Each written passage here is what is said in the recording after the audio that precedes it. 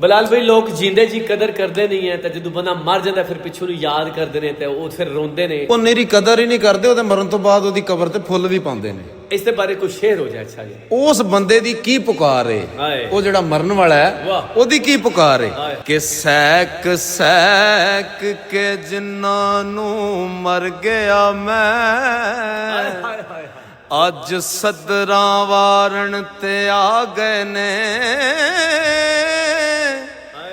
ਲੀਰਾਂ ਪਾਟੀਆਂ ਵੇਖ ਕੇ ਹੱਸਦੇ ਸਨ, ਅੱਜ ਕਫਨ ਸੰਵਾਰਨ ਤੇ ਆ ਗਏ ਨੇ। ਉਹ ਫੜੀ ਬਾਨਾ ਵਿੱਚ ਮੁਸੀਬਤਾਂ ਦੇ ਕਬਰ ਵਿੱਚ ਉਤਾਰਨ ਤੇ ਆ ਗਏ ਨੇ।